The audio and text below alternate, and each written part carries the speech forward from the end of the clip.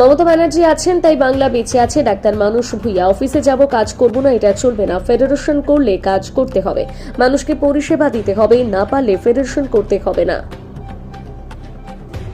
আর federation করলে কোনো দুর্নীতি করা যাবে না। এভাবেই বৃহস্পতিবার জেলা সম্মেলনের মঞ্চ থেকে সংগঠনের সদস্যদের কড়া ভাষায় বার্তা দিলেন রাজ্যের মন্ত্রী মানুষ রঞ্জন ভূঁইয়া। ফেডারেশনের চেয়ারম্যান ডাক্তার মানুষ ভূঁইয়া। এদিন কয়েক হাজার সরকারি কর্মচারীর উপস্থিতিতে অনুষ্ঠিত হল পশ্চিমবঙ্গ রাজ্য সরকারি কর্মচারী ফেডারেশনের প্রথম বর্ষ জেলা সম্মেলন। প্রদীপ প্রজ্বলন করে চুঁচুড়া রবীন্দ্র ভবনে আয়োজিত সম্মেলনের আনুষ্ঠানিক উদ্বোধন করলেন মন্ত্রী ডাক্তার মানুষ ভূঁইয়া। উপস্থিত ছিলেন রাজ্য কনভেনার প্রতাপ নায়েক, জেলা তৃণমূল কংগ্রেস সভাপতি তথা সাবধানীর বিধায়ক অরিন্দম গুইন, হুগলি জেলা পরিষদের সভাধিপতি রঞ্জন ধারা, চন্দননগর পুর নিগমের মেয়র রাম চক্রবর্তী, হুগলি চুঁচুড়া পুরসভার চেয়ারম্যান অমিত রায়, ডানকুনি পুরসভার চেয়ারম্যান হাসিনা শবনম, প্রাক্তন বিধায়ক মানুষ মজুমদার, কৃষ্ণচন্দ্র মালিক, জেলা মুখ্য সরকারি আইনজীবী শঙ্কর গাঙ্গুলি প্রমুখ।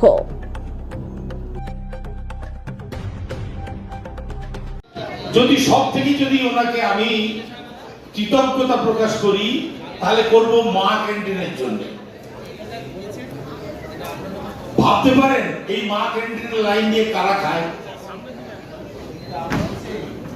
থালা নিয়ে এই রোদ্দুরের মধ্যে লাইন দিয়ে কারা দাঁড়িয়ে থাকে? দাঁড়িয়ে থাকে সেই সব মানুষরা যাদের পকেটে পয়সা নেই অথচ পেটে খিদে আছে। আমাদের বাল্যকাল আপনারা অনেকেই আমাকে চেনেন, এই এক্ষুনি কথা হচ্ছিল, কি ভয়ঙ্কর অনাহারে আমার জীবন গেছে। যদি সেই সময় মমতা ব্যানার্জির মতো একজন মানুষ থাকতেন, একজন মুখ্যমন্ত্রী থাকতেন, তাহলে আমরা অনেক অনাহার থেকে পিছিয়ে যেতে পারতাম। উনি সেদিন ছিলেন না। এই যে নিচের তলার মানুষ, অসহায় মানুষ, নিরন্ন মানুষ, তাদের কথা ভাববার জন্য অনেক সময় অনেকের অনেক কথা উনি শুনে উঠতে পারেন না, শুনলেও কিছু করতে পারেন না। এই যে আপনারা যারা সরকারি কর্মচারী, আপনাদের অনেকের অনেক অভিযোগ আছে যে আমরা কেন্দ্রীয় হারে ডিএ পাচ্ছি না। শুনি কথায় কথায় আপনাদের, কিন্তু যদি আজকে আপনাদের ডিএ দিতে হয়, আপনারা জানেন কেন্দ্রীয় সরকার আমাদের টাকা দিচ্ছে না, আমাদের প্রাপ্য টাকা থেকে বঞ্চিত করে রেখেছে, টাকা দিচ্ছে না। মাননীয় মমতা ব্যানার্জি উনি যদি চানও তাহলে আপনাদের এই যে কেন্দ্রীয় হারে যে বরাদ্দ যে ডিএ সেটা দিয়ে উঠতে পারছেন না। যদি আপনাদের কেন্দ্রীয় হারে ডিএ দিতে হয় তাহলে হয়তো ওই যে বিনামূল্যে রেশনটা দেওয়া হচ্ছে, হয়তো রেশনের চালের দাম তখন 2 টাকা করে কেজি করে দিতে হবে। অর্থাৎ গরিব মানুষের উপরে একটা বোঝা চাপবে, তাই উনি পারছেন না। এটাও আপনাদের একটুখানি মাথায় রাখলে ভালো হবে। আমাদের সরকার সমস্ত রকম মানুষকে যতটা পারেন সহায়তা করার চেষ্টা করেন, সেখানে ওনার আন্তরিকতার কোনো খামতি নেই। আর তো কিছু বলার নেই। আপনাদের মধ্যে 100-র মধ্যে 90 জন ভালো মানুষ, আপনাদের জন্যই সরকারটা চলছে। সরকারের যে প্রকল্পগুলো তা অত্যন্ত সুন্দরভাবে চলতে পারছে সরকারি কর্মচারীদের জন্যই। সরকারি কর্মচারীরা যদি সুন্দরভাবে সরকারের কাজকর্মগুলো এগিয়ে না যেত নিয়ে, তাহলে পরে সরকারটা তো সুন্দরভাবে চলতে পারত না। তাই আমার তরফ থেকে আপনাদের একবার অজস্র ধন্যবাদ জানিয়ে আমি আমার বক্তব্য শেষ করছি। সবাই ভালো থাকবেন। শহরে প্রথম ফেডারেশন করেছিলাম, আমি নাম নিচ্ছি তার, অক্ষয় সেনগুপ্ত।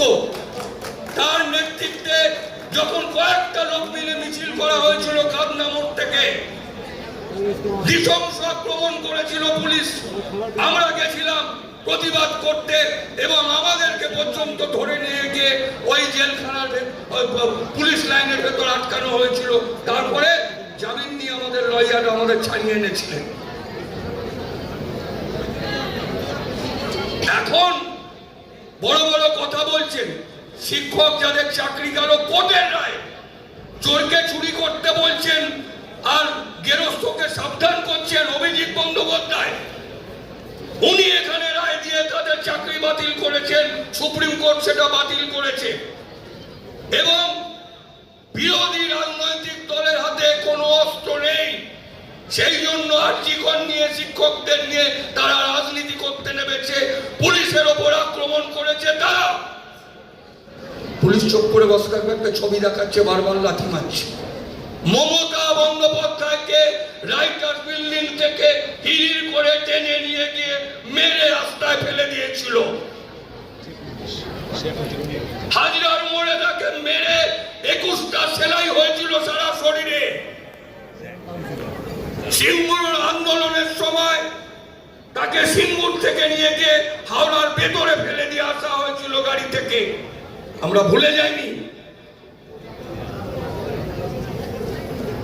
কোন রকম উস্কানি দিয়ে উস্কানিমূলক কাজকর্ম করে কোনো লাভ নেই।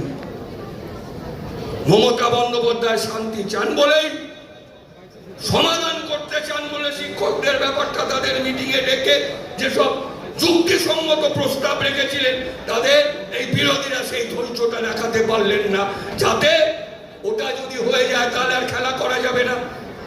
যেমন আরজি করের ক্ষেত্রে কোর্ট রায় দিয়ে দিল, কে তাকে অসম্মান করেছে, তারপরেও বলছে তার মা বাবাকে দিয়ে এবং অন্য লোকেরা যে আরজি করের সমাধান হয়নি। তাহলে আপনারা সমাধান করবেন, কোর্টে গেছেন কেন? তাহলে দেশে কোর্ট আছে কেন? আপনারা তাহলে বলে আসুন কারা ওনার উপরে অন্যায় করেছে, পুলিশ তাদের গ্রেপ্তার করবে। আপনারা সেটা করবেন না, শুধু নেগেটিভ কথা বলে, উস্কানিমূলক কথা বলে, সামনে যেহেতু 26-এর ভোট আছে, বাজার গরম করতে চাইছি, লাভ হবে না। আমাদের একটা, আমি তাড়াতাড়ি চলে যেতে হবে। আমি কৃতজ্ঞ প্রতিটি জেলা তৃণমূল কংগ্রেসের নেতৃত্বের কাছে, বিধায়কদের কাছে, সাংসদদের কাছে, শাখা সংগঠনের কাছে। দে অল হেল্পড আস। আমি তাদের কৃতজ্ঞতা জানাচ্ছি।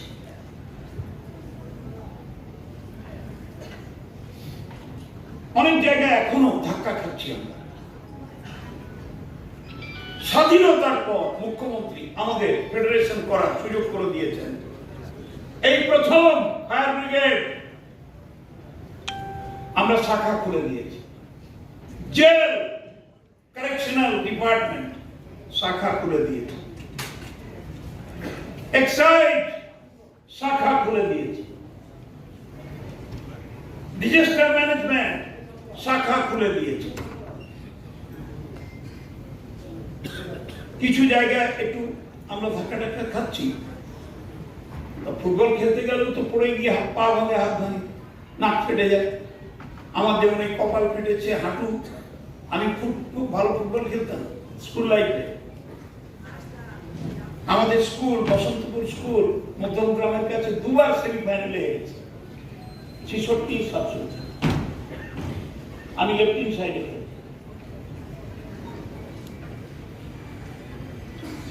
তো ফুটবল খেলতে গেলেও তো মাথা ফাটে, নাক ফাটে, হাঁটু ফাটে, বুড়ো আঙুল থেঁতলে যায়।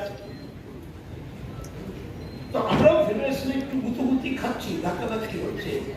But I declare Federation will set up all the wings in each department. কারো বাধা মানব না, কোন গ্রুপবাজি দলবাজি করতে দেব না, এটা খেয়াল রাখুন। খুব স্পষ্টভাবে বলে যাচ্ছি নেতাদের, কর্মীদের, ফেডারেশনের যারা কথা বলি। আমাদের নেত্রী মমতা, আমাদের নেতা অভিষেক বন্দ্যোপাধ্যায়, বাস চোখ বন্ধ করুন, এই দুটো মুখ দেখুন, আর ফেডারেশনকে, নাথিং এলস।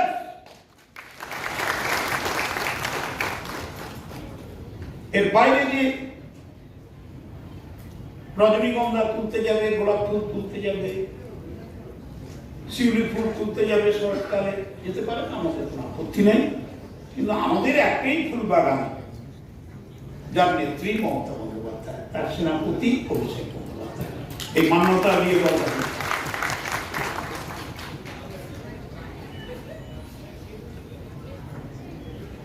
আমরা এগোচ্ছি। প্রথম ধাক্কা খেয়েছিলাম ভূমি দপ্তর, এখন ওটা মিটিং মোটামুটি স্টেবিলাইজ হয়েছে।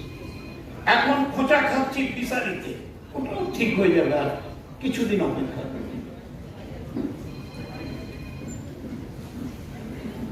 ফেডারেশনের নেতা হয়ে যদি কোনো করাপশন করেন, he has no place in federation. This is declared policy. খাদ্য দপ্তরের ফেডারেশনের নেতা হব আর ডিলারদের সঙ্গে গপ্প করব, যেদিন শুনতে পাবো আর জানতে পারবো তারপর দিন কাঁচি দিয়ে কেটে দেবো। পরিষ্কার শুনে রাখুন। ভূমি দপ্তরের নেতা হব, বিএলআরওকে পকেটে পুরে মোহরিদের ইউনিয়নকে কাঁধে চাপিয়ে হটকেস, কি নাম মিসকেস হটকেস, এটা একটা অদ্ভুত ওয়ার্ড আবিষ্কার করেছে। আমার তো গ্রামে বাড়ি ভাই, আমি চুপি চুপি একদিন চা খেতে খেতে চলে গেছি বিএলআরও অফিসে। আমি ডাকলাম মোহরিদের, হ্যাঁ তোরা কি সব মিসকেস হটকেস করছিস? বললাম দাদা দাদা, কি দাদা দাদা বল না, আমরা একটু ভুল করে দেবো। কি করিস? টাইপে ধরো মানস রঞ্জন ভূঁইয়া, মানস কুমার ভূঁইয়া করে দেবো। আমি গেছি রেকর্ড আনতে, মানস রঞ্জন ভূঁইয়া, আমার রেকর্ড হচ্ছে মানস কুমার ভূঁইয়া। দেখি তাহলে কি করতে বলে? একটা মিস কেস হয়ে গেছে। বলে কি করতে হবে ভাই? না আপনাকে হট কেস হয়ে যাবে। এই হট কেস মানে একটু এটা লাগবে। কত লাগবে? বলে জমির পরিমাণ যে একটু হটের ব্যাপার তো বুঝতে পারছি। আমি ফোন করলাম, আমার কিছু ছেলে আমার খুব ভালোবাসে বুঝলেন, তাদের 46টা বুলেট আছে, পাবলিকলি 6 ফুট করে চেয়ার, দেখতে ভারী সুন্দর, এমএসসি পাস, বিটেক ইঞ্জিনিয়ার। দাঁড়াও ঠিক করবো ধীরে ধীরে। সমস্ত মোটরসাইকেলে সাইলেন্সার লাগানো আছে, কোনো শব্দ হয় না, কারণ বুলেটগুলো ঘেটঘেট ঘেটঘেট ঘেটঘেট শব্দ করে। তারা এসে গেল, তারা বললো পুরো এই মিসকেস হটকেস কবে উঠবে? বলে দাদা আজকে উঠে দিলাম। তো আপনাদের সব নেতাদের বলছি, একটা ব্লকে একটা ভূমি দপ্তরে এই মিসকেস হটকেস যদি জানতে পারি, আমি কিন্তু তাদের ক্ষমতা